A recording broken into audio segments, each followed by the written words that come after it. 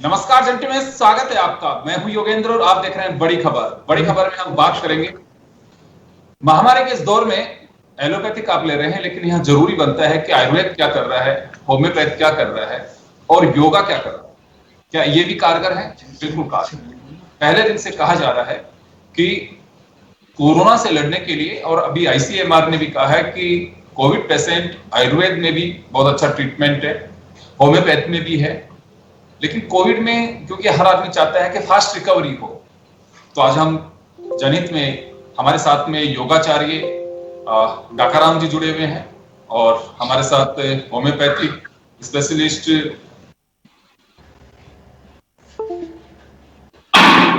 के director doctor Sanjeev Sharma साहब हमारे साथ जुड़े हैं। सभी का स्वागत है। मैं शर्मा साहब सबसे पहले आपके पास आना चाहूंगा जी। कोविड को लेकर के अभी आयुर्वेद कितना इफेक्टिव है और क्या स्थितियां चल रही हैं, हम कहां तक ये अप्रोच कर पा रहे हैं, रिकवरी रेट क्या है, ये थोड़े दर्शक जानना चाहते हैं। जी, सबसे पहले तो मेरा सभी दर्शकों को नमस्कार। और जैसा कि आपने कहा कि आयुर्वेद को लेकर के कोविड की क्या स्थिति है या कोविड में क्या चल रहा है, ये वस्तुतः बहुत बढ़िया प्रश्न है। और इसमें यह है कि आयुर्वेद अपनी अहम भूमिका इस कोरोना काल में निभाना चाहता है और निभा भी रहा है। और जहां तक इसके आयुर्वेद के कोविड पेशेंट्स की बात है, एक तो हम बात करते हैं प्रिवेंशन की जिसको इम्यूनिटी बूस्टर ये सब कुछ हम बात करते हैं, वो तो लोगों को हमने कई बार आपके माध्यम से समझाया भी है। लेकिन अब आयुर्वेद जो है वो कोरोना की ट्रीटमेंट के लिए भी आगे आया है और उसके लिए एक आयुष 64 यानी आयुष 64 गोलियां हैं, वो वैज्ञानिक विधि से CSIR के साथ पूरे भारतवर्ष में उनके ट्रायल करके और all India institute of medical sciences के साथ ट्रायल करके हम लोगों ने उसको प्रमाणित किया है। और उसको प्रमाण सहित अब हम पूरे भारतवर्ष में उसका आवंटन निःशुल्क कर रहे हैं। और ये आयुष मंत्रालय भारत सरकार की योजना के तहत उसका आवंटन कर रहे हैं। और राष्ट्रीय आयुर्वेद संस्थान जयपुर में स्थित है, उसके माध्यम से भी हम पूरे जयपुर में आयुष 64 का आवंटन कर रहे हैं। ये है जो एक सवाल है यहाँ पे, एक सवाल है, एक जिज्ञासा वाली से, ये जो कोविड पेशेंट हैं वो ले सकते हैं, पोस्ट कोविड ले सकते हैं या फिर कोई भी ले सकता है? जी, अभी तक जो इसको हम दे रहे हैं वो कोविड के जो पॉजिटिव पेशेंट्स हैं, जो या तो एसिम्प्टोमेटिक हैं ताकि वो सिम्टम्स में ना जाएं, लेकिन पॉजिटिव पेशेंट्स या माइल्ड सिम्टम्स के साथ हैं या मॉडरेट सिम्टम्स के साथ हैं। ये समझना पड़ेगा, कोविड पॉजिटिव पेशेंट एसिम्प्टोमेटिक हो, मतलब लक्षण नहीं है या थोड़े से लक्षण हैं या थोड़े अधिक लक्षण हैं, जहां ऑक्सीजन लेवल बहुत ज्यादा फॉल नहीं किया है, वहां तक के पेशेंट को वहां तक के रोगियों को ये आयुष 64 का आवंटन जो है निःशुल्क भारत सरकार की तरफ से हम जयपुर के अंदर भी और पूरे भारतवर्ष में ये आवंटन किया जा रहा है। जी मैं आऊंगा आपके पास में। मैं डॉक्टर अशोक यादव साहब के पास जाना चाहूंगा। जी डॉक्टर साहब, अगर हम इसकी बात करें तो क्या पोजीशन है आयुर्वेद के साथ ये होम्योपैथिक में, क्योंकि फास्ट रिकवरी हर किसी की इच्छा होती है। देखिए योगेंद्र जी, मैं आपको सबसे पहले एक चीज बताना चाहता हूँ कि होम्योपैथी में जो ट्रीटमेंट है बेसिकली ट्रीटमेंट सिम्टोमेटिक होता है, लेकिन एक दूसरी चीज और होती है कि जो ट्रीटमेंट है, एक पार्ट है सिम्टोमेटिक जिसमें टोटलिटी ऑफ सिम्टम्स के आधार पर दवाई का सिलेक्शन होता है। एक दूसरा पॉइंट होता है कि थेरापेटिक्स पॉइंट ऑफ व्यू से भी मेडिसिन का सिलेक्शन होता है, यानी कि पेशेंट को क्या बीमारी है, इस बीमारी में ये कुछ दवाइयां हैं जो हेल्पफुल होती हैं। तो ये दो तरह से होम्योपैथिक दवाइयां एक्ट करती हैं। अब अपन बात आते हैं कि कोरोना के पेशेंट है, तो एक तो अपन ऐसे पेशेंट में कि होम्योपैथी जो है वो इम्यूनिटी बूस्टर मेडिसिन भी होती है कि इस तरह की मेडिसिन दी जाए जिसमें 2-3 मेडिसिन मेन है जो क्योंकि ये इन्फ्लुएंजा ग्रुप ऑफ वायरस है, ये जो कोरोना वायरस है ये, तो उसमें मेडिसिन आती है कि हम लोगों को इम्यूनिटी बूस्टर देते हैं एवरी 14 डेज के इंटरवल्स पर, ताकि उनको कोरोना ना हो, और वो उसमें बहुत अच्छा रोल प्ले करती है और हेल्पफुल है मेडिसिन। एक हमारे पास दूसरे आते हैं कोरोना पॉजिटिव पेशेंट्स। तो कोरोना पॉजिटिव पेशेंट्स को भी हम टोटलिटी के आधार पर हमारे यहाँ जो ग्रुप ऑफ सिम्टम्स होते हैं उसके अकॉर्डिंग एक मेडिसिन निकल के आती है। उस मेडिसिन को हम कहते हैं जीनस एपिडेमिकस, यानी कि जो बीमारी है उसके मैक्सिमम लक्षण के आधार पर कुछ दवाइयाँ हैं, और आपने पिछले दिनों देखा होगा कि ये मेडिसिन वायरल हो रही है और सोशल मीडिया पर चल रही है कि ऑक्सीजन लेवल को भी तुरंत ठीक करती है। तो उसमें एक दो मेडिसिन है, जैसे आर्सेनिक है, जैसे यूपिटोरियम परफोरेटम एक मेडिसिन है, वेनेडियम एक मेडिसिन है, लेकेसिस एक मेडिसिन है, एस्पिडोस्पर्मा मेडिसिन है, और ये सब हेल्पफुल होती है। कोरोना पॉजिटिव पेशेंट में ऑक्सीजन लेवल को भी ठीक करती है और वायरस से मेडिसिन फाइट करती है और पेशेंट को बहुत जल्दी नेगेटिव कर देती है। और दूसरी चीज हमने ये भी देखा है कि अगर दूसरी कोई मेडिसिन ले रहे हो एलोपैथी या आयुर्वेद और उनके साथ होम्योपैथी दी जा रही है, या जिन पेशेंट्स को भी हमने होम्योपैथिक मेडिसिन दी है उनमें कॉम्प्लिकेशंस बहुत कम आए और पेशेंट में जो एक ऑक्सीजन लेवल बहुत डाउन चला गया या पेशेंट वेंटिलेटर पर चला गया, उनका रेशियो बहुत ज्यादा कम हो गया है। तो होम्योपैथी इस तरह से भी काम करती है। और एसिम्प्टोमेटिक मेडिसिन जो पेशेंट्स होते हैं उनमें तो होम्योपैथी के इतने बढ़िया रिजल्ट्स हैं, लेकिन वो जो जीनस एपिडेमिकस हम निकाल रहे हैं उन मेडिसिन को पेशेंट्स में दी जाती है, उसमें बहुत ज्यादा पेशेंट्स की हिस्ट्री लेने की जरूरत नहीं होती। जीनस एपिडेमिकस का मतलब ही होता है, तो हमारे पास एक ग्रुप ऑफ मेडिसिन होती है, अटेंडेंट आते हैं, साहब हमारा पेशेंट पॉजिटिव है, तो हम उसको ये मेडिसिन से दे देते हैं। तो इन मेडिसिन को 3 तरह से यूज कर सकते हैं, इम्यूनिटी बूस्टर, पॉजिटिव पेशेंट्स को जो नेगेटिव में हेल्पफुल होती है, और पेशेंट जो डिटोरिएट होता है उसमें ऑक्सीजन सैचुरेशन को ठीक करने के लिए। उसके साथ में पेशेंट को डाइट का तो ध्यान रखना ही है, जो एक डाइट होनी चाहिए कि फ्लूइड लेवल सही होना चाहिए, और विटामिन सी वाली प्रिपरेशन ज्यादा लेनी चाहिए, जिंक प्रिपरेशन ज्यादा लेनी चाहिए। ये मेडिसिन वापस आ रहा हूँ आपके पास में, मैं वापस लौटूंगा। मैं एक बार योगाचार्य ढाकाराम जी हमारे साथ में जुड़े हुए हैं, एक बार मैं उनसे जानना चाहूंगा। सर आपके पास आना चाहूंगा मैं जी। सुनता है? बिल्कुल बिल्कुल। आप यहाँ सवाल यह है कि निश्चित रूप से योग का बहुत बड़ा महत्व है, और सुबह की शुरुआत अपनी दिनचर्या अगर 1 घंटा कोई भी व्यक्ति अगर देता है, चाहे वो वॉक करता हो, एक्सरसाइज करता है, योगा करता है, तीनों चीजें करता है, तो बहुत अच्छी बात है।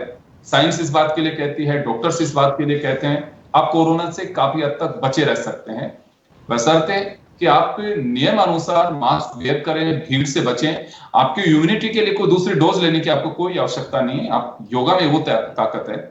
लेकिन यहाँ सब 2 बातें मैं जानना चाहूंगा कि रेगुलर अभी, क्योंकि लोग घरों में हैं, बहुत ज्यादा वॉक नहीं कर पा रहे हैं, वार्म अप की जो स्थिति होती है घर पे ही आपको करना है, तो अभी योगा में क्या किया जा सकता है ताकि इम्यूनिटी बनी रहे और कोविड से हम बचे रहें? लंग्स जो है सबसे ज्यादा इसमें इफेक्टिव होते हैं, तो वो मेंटेन रहे। और कोविड पेशेंट जो है, अगर वो कोविड में है, तो किस तरह का योगा या एक्सरसाइज कर सकते हैं? आप सभी को हमारी तरफ से मुस्कुराता हुआ नमस्कार, सभी दर्शकों को और हमारे डॉक्टर साहब और सब टीम को। सबसे पहली बात कि आपने बहुत सारे सवाल एक साथ पूछ लिए। 2 सवाल है, तो बस लंग्स कैसे अपने मजबूत रहे, इसके लिए हमको ये समझने की बात है कि हमारा लंग्स कमजोर क्यों होता है। सबसे पहली बात कि हमारा लंग्स क्यों कमजोर होता है, आप बताएंगे मुझे? पॉल्यूशन एक बड़ा कारण है। देखिए, अगर हमारे लंग्स के अंदर प्रॉपर मात्रा में ऑक्सीजन नहीं जाएगा, तो हम बोलते हैं योग की भाषा प्राणवायु जी, तो हमारा लंग्स कमजोर होगा, और लंग्स कमजोर होगा तो विभिन्न प्रकार की समस्या आएंगी। जैसे मान लीजिए हमारे देश की सेना अगर कमजोर हो तो आपका पड़ोसी देश, पड़ोसी आपको घूर के देखेंगे या अपनी वो दिखाएंगे। उसी प्रकार हमारे देश के सैनिक अगर मजबूत हो, अगर हमारा लंग्स मजबूत हो, हमारा रेजिस्टेंस पावर अगर स्ट्रांग हो, तो कोई भी वायरस या बैक्टीरिया जीवाणु आने से पहले सोचेंगे, और आ भी जाते हैं तो फाइट करने की क्षमता है तो चले जाएंगे।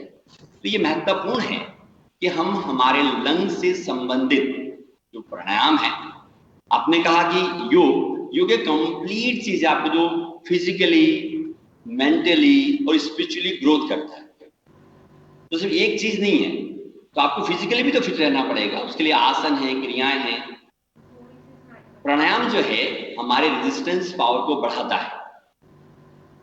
अब जहां तक अभी आप देखिए, आपको मालूम है ऑक्सीजन सिलेंडर्स कहीं नहीं मिल रहे, वेंटिलेटर हर जगह पर हैं। तो मैं अभी मेरा एक आर्टिकल भी आया था, भगवान ने बाय बर्थ आपको 2 ऑक्सीजन सिलेंडर दे के भेजे हैं कि नहीं भेजे हैं, बताइए? बिल्कुल है। तो आपको जब करने के लिए बोलते हैं तो कोई करना नहीं चाहता। क्या करना है? पूरा श्वास भरना निकालना, भरना निकालना। वेंटिलेटर पे जाने के बाद बोलते हैं कि साहब क्या करें, योगा बताओ। अरे आपको जब उस नौबत को हम आने क्यों दें? आपने कहा 1 घंटा सफिशिएंट नहीं, अभी हम लोग घर में लॉकडाउन में हैं, बैठे में, तो आधा घंटा 1.5 घंटा सुबह, 1.5 घंटा शाम को, दिन को आपको करना चाहिए ना। अगर हम इस प्रकार से करते हैं तो मैं कहता हूं योग की भाषा आपको नहीं भी आती है, सामने घड़ी रखा हुआ है, आपने लंबे गहरे श्वास लें, 10 सेकंड श्वास लेने में लगाइए, 10 सेकंड श्वास निकालने में लगाइए। जितना श्वास निकालेंगे उतनी ऑक्सीजन मात्रा जाने की क्षमता होती है।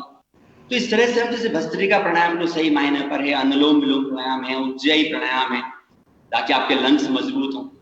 बेसिकली आप देखिए हमारे थ्रॉट में कोरोना का इफेक्ट कहाँ है? आपके लंग्स में है।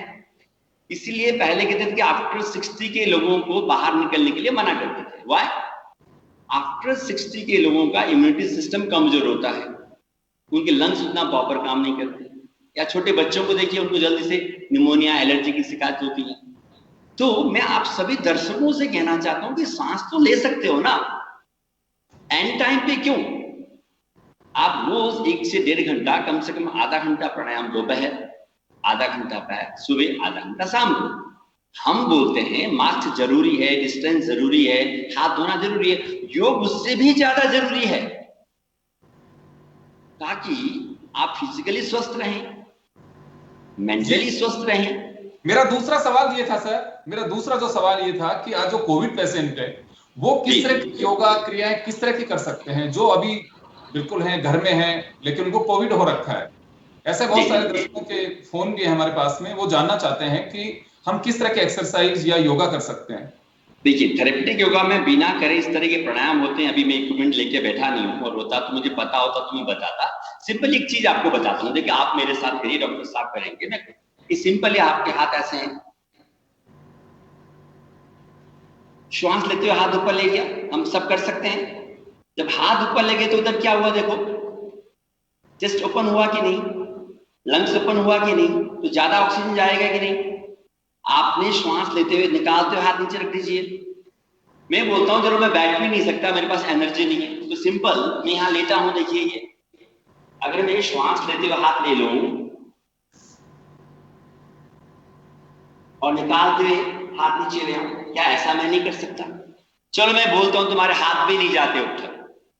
देखो पहले तो आप कोविड हुए नहीं, उससे पहले तो तुमको करना है, मानता हूं कि हाथ भी नहीं जाते। क्या मैं सामने घड़ी रख करके लंबा गहरा श्वास 10 मिनट सुबह, 10 मिनट दोपहर को, 10 मिनट शाम को, क्या मैं नहीं कर सकता? मुझे करना क्या है? देखिए मैं बैठा हूं इधर, ये श्वास भरा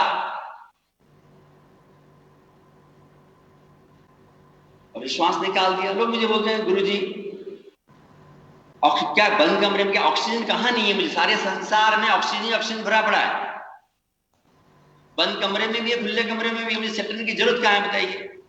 जब गाड़ी हाथ से निकल जाती है, पहले तो हम लोग ये सोचते हैं अगर हमको, अगर मुझे नहीं होगा, सबसे पहले क्या गलत फहमी है हम लोगों को, मुझे नहीं होगा, तुम्हें क्यों नहीं होगा जब दुनिया को हो रहा है? तो व्हाई डोंट डू प्रिकॉशंस में पहले, इसलिए योग को बोला जीवन जीने की शैली। जब बाढ़ आ गई तो आ गई, तो आने क्यों देते हो भाई? तो समय दो, सुबह दोपहर, इतने आसान चीजें हैं। तो आप प्राणायाम करिए, अपने शरीर को फिट करने के लिए आसन करिए, तो आपका चीजें मालूम पड़ता है। मुश्किल है आप बताइए श्वास लेना। जी बिल्कुल जी जी, मैं वापस लौटूंगा आपके पास में, वापस आऊंगा जरूर, मैं इंतजार कर रहा हूं आपका। हाँ जी, प्रोफेसर संजीव शर्मा साहब के पास जाना चाहूंगा। सर यहाँ पे एक सवाल ये उठता है कि क्या एलोपैथी और आयुर्वेद दोनों साथ में चला सकते हैं? बिल्कुल, हम जहां तक आयुर्वेद की बात है, हमें कोई दिक्कत नहीं है। जैसे मैंने पहले भी कहा कि I-64 हम दे रहे हैं या दूसरी औषधियां दे रहे हैं, तो इस कोविड इस पीरियड में हम आयुर्वेदिक और एलोपैथिक जो प्रोटोकॉल्स हैं उसको कंटिन्यू कर सकते हैं। जैसे I-64 हम दे रहे हैं, तो उसके साथ अगर कोई एलोपैथिक या दूसरी होम्योपैथिक या कोई भी सिस्टम की औषधि कोई ले रहा है, चिकित्सा ले रहा है, तो उसको कंटिन्यू कर सकते हैं। एक जो ढाका राम जी ने कहा उसके ऊपर छोटा सा मैं कहना चाहता हूँ, इन्होंने बहुत बढ़िया तरीके से समझाया भी। और क्या है, हमारे लंग जो हैं उनकी एंड यूनिट जो है वो एल्वियोलाई होती है, और नॉर्मली अगर हम एक्सरसाइज, ब्रीदिंग एक्सरसाइजेज नहीं करते हैं तो बहुत सारे हमारे एल्वियोलाई जो हैं वो अनयूज्ड रहते हैं, जो एक्सपैंड नहीं होते हैं। लेकिन जैसे ही हम, जैसे ढाका जी ने बताया कि योगिक एक्सरसाइजेज और खास करके ब्रीदिंग एक्सरसाइजेज शुरू करते हैं, तो जितने एल्वुलाई हैं हमारे, टोटल जो एल्वुलाई का नंबर है हमारे अंदर, लगभग 480 मिलियन एल्वुलाई हमारे पास हैं, लेकिन वो सारे 25% वो यूज ही नहीं होते हैं। तो उनको खोलने के लिए हमें ब्रीदिंग एक्सरसाइजेज और दूसरी एक्सरसाइजेज करनी चाहिए, ताकि थोड़ा सांस फूले हमारा या हम फुलाएं, और हमारे बाकी एल्वुलाई को जो है उनको भी काम में लाएं, तो ऑक्सीजन की मात्रा ऑटोमेटिकली बढ़ेगी। लेकिन जब कोविड किसी को हुआ है और लंग का डैमेज अगर हुआ है, तो उस वक्त हमें ध्यान रखना है कि हमें जो ब्रीदिंग एक्सरसाइजेज करनी है, जैसे ढाका जी ने बताया, बिल्कुल जेंटली, आराम से हम, जैसे इन्होंने बताई, वो करनी है। एग्रेसिव एक्सरसाइजेज उस वक्त नहीं करनी है, खास करके जब रेस्पिरेटरी डिस्ट्रेस यानी सांस लेने में दिक्कत आ रही है, वहां बहुत ज्यादा लंग्स को एक्सर्ट नहीं करना है, ये थोड़ी सी सावधानी रखनी है। नॉर्मल ब्रीदिंग एक्सरसाइजेज हम रख सकते हैं। जी जी। एक और बात जानना चाहूंगा, जैसे अभी ये कहा जाता है एलोपैथिक में एक विटामिन सी, जिंक, ये टैबलेट्स कोई भी ले सकता है ताकि थोड़ा सा वो लड़ने की क्षमता है वो हर व्यक्ति में बनी रहे। तो ऐसा कुछ है आयुर्वेद में भी हम पहले से ले सकते हैं कि हाँ कोविड हो नहीं हो, लेकिन ये चीजें आप ले सकते हैं?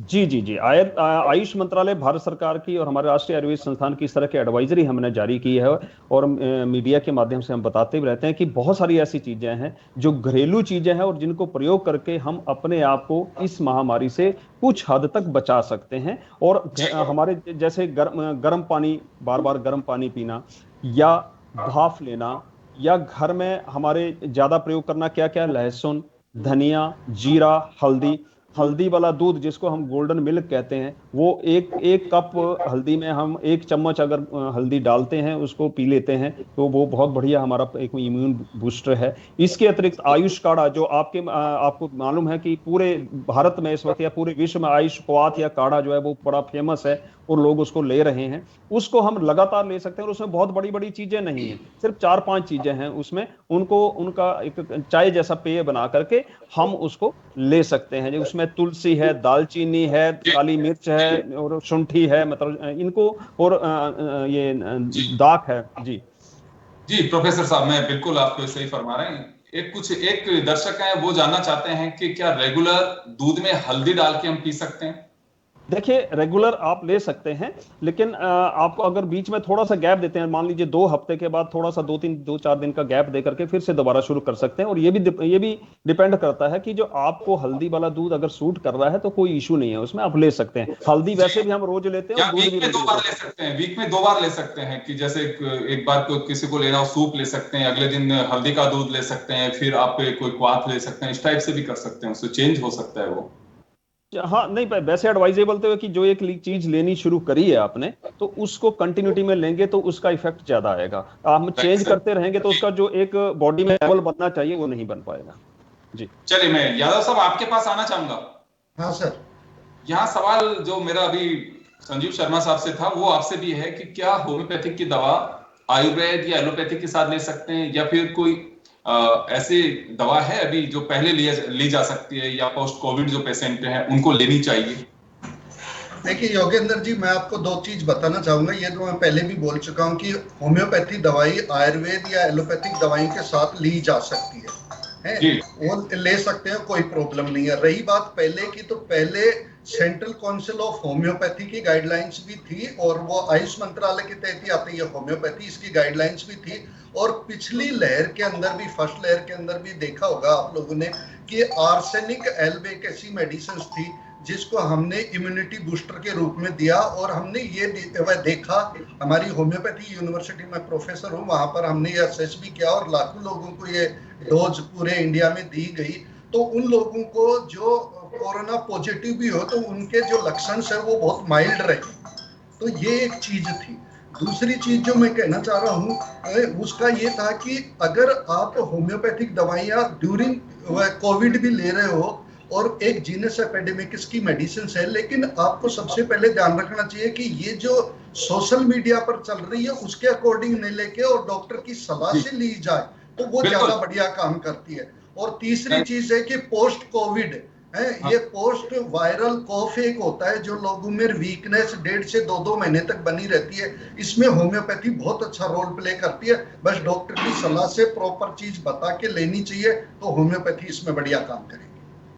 चलिए यादव साहब, समय कम है, मैं 1 मिनट के लिए मैं डाका राम जी के पास में जाना चाहूंगा सर, क्योंकि योग का तो बहुत एक वो चाहिए। मैं किसी दिन दर्शकों की डिमांड पे आपके साथ में किसी दिन जुड़ेंगे, लेकिन फिलहाल मैं वो कुछ टिप्स जरूर जानना चाहूंगा कि ताकि जो घर में हैं लोग वो, क्योंकि योगा केवल एक बस शारीरिक रूप से आपके मनोबल को भी बना करके रखता है, आपको मेंटली रिलीफ भी देता है। ये एक महामारी का जो दौर है इसमें लोग पैनिक बहुत है, वो किस तरह से मेंटल स्ट्रेस से बाहर निकल सके वो थोड़ा जानना चाहेंगे। देखिए, we can't change anybody, yoga change everything, है ना। आप कहेंगे लोग क्या कहते हैं, एक चीज बता दो, एक चीज कुछ नहीं होता, है ना। जैसे आपने कहा कि मुझे खाना खाना है, सिर्फ आप दाल खा के जी सकते हैं क्या? ऐसे रसगुल्ला खा के जी सकते हैं क्या? एक कम्युनिकेशन होता है, होलिस्टिक अप्रोच होना चाहिए हमारे साथ। हमारे आसन भी चाहिए, प्राणायाम भी चाहिए, ध्यान भी चाहिए। आप समझ रहे हैं मेरी बात? एक पर्टिकुलर चीज नहीं है, एक होलिस्टिक एंटायर बॉडी के लिए होना है। लोग ये मुझे पूछते हैं एक चीज बता दो, मैं एक चीज कैसे बताऊं? फिर भी एक चीज जो मैंने आपको बहुत सिंपल लफ्ज में बताया, जो दर्शक योग के बारे में भी नहीं जानते हैं, सिंपली सामने घड़ी रख लें, श्वास भरते हुए हाथों को ऊपर लेके जाएं। मुझे बहुत आसान लगता है और आप प्रैक्टिकली देखिए, ये छाती फूल जाता है, क्यों संजीव जी भाई साहब, है ना। जी, और जी, श्वास निकालते हुए हाथ नीचे लाना कितना आसान है। तो एक ही चीज बताऊंगा, अगर आप इसको नियमित करिए, 10 मिनट सुबह, 10 मिनट शाम, 10 मिनट इवनिंग। मैं कहता हूं before breakfast, before lunch, before dinner. दवाई देते हैं ना डॉक्टर साहब, क्या बोलते हैं? 3 टाइम लेना है गोली। तो मैं बोलता हूँ योग भी 3 टाइम करना है, प्राणायाम।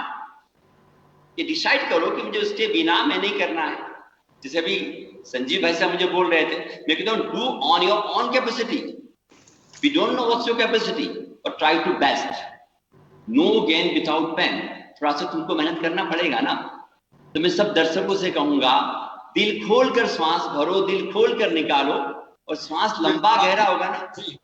मैं क्षमा चाहूंगा निश्चित रूप से, आपके एक एक चीज बहुत ही हमारे लिए लेकिन टाइम का हमें थोड़ा सा समय कम है। किसी दिन हम आपका पूरा एक वो करेंगे, क्योंकि जन टीवी मैनेजमेंट का निर्णय है कि लोगों को पैनिक होने से बचाएं, वो चीज आप समाज के बीच लेकर के जाएं जो लोग देखना पसंद करें और कम से कम उस ओर ध्यान दें, उनके लिए बेनिफिट हो सकता है। और निश्चित रूप से आप लोगों ने जो समय दिया है वो हमारे बहुत सारे दर्शकों के लिए बेनिफिशियल है और इसका फल भी उनको मिलेगा।